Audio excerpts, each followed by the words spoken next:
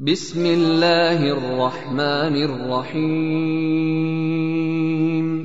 إنا أرسلنا نوحا إلى قومه أن أنذر قومك من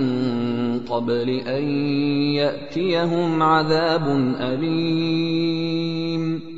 قال يا قوم إني لكم نذير مبين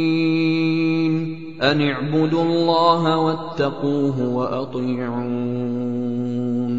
يغفر لكم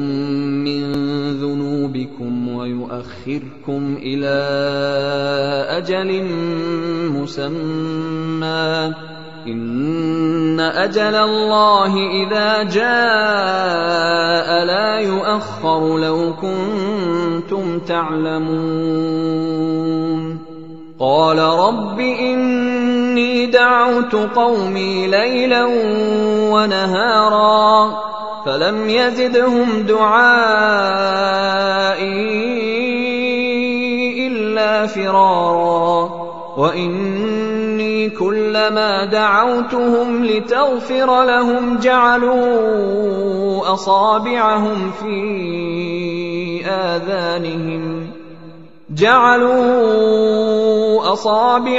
في آذانهم واستغشوا ثيابهم وأصروا واستكبروا استكبارا ثم إني دعوتهم جهارا ثم إني أعلنت لهم وأسررت لهم إسرارا فقلت استغفروا ربكم إنه كان غفارا يرسل السماء عليكم مدرارا ويمددكم بأموال وبنين ويجعل لكم جنات ويجعل لكم أنهارا ما لكم لا ترجون لله وقارا وقد خلقكم أطوارا ألم تروا كيف خلق الله 7 سماوات طباقا وجعل القمر فيهن نورا وجعل الشمس سراجا والله أنبتكم من الأرض نباتا ثم يعيدكم فيها ويخرجكم إخراجا والله جعل لكم الأرض بساطا لتسلكوا منها سبلا فجاجا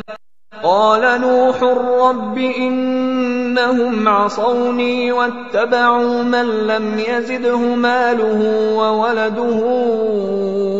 إلا خسارا ومكروا مكرا كبارا وقالوا لا تذرن آلهتكم ولا تذرن ودا ولا سواعا ولا يغوث ويعوق ونسرا وقد أضلوا كثيرا ولا تزد الظالمين إلا ضلالا مما خطيئاتهم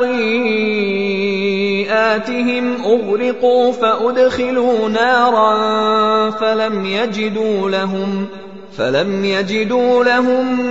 من دون الله أنصارا وقال نوح رب لا تذر على الأرض من الكافرين ديارا إنك إن تذرهم يضلوا عبادك ولا يلدوا إلا فاجرا كفارا رب اغفر لي ولوالدي ولمن دخل بيتي مؤمنا وللمؤمنين والمؤمنات ولا تزد الظالمين إلا تبارا.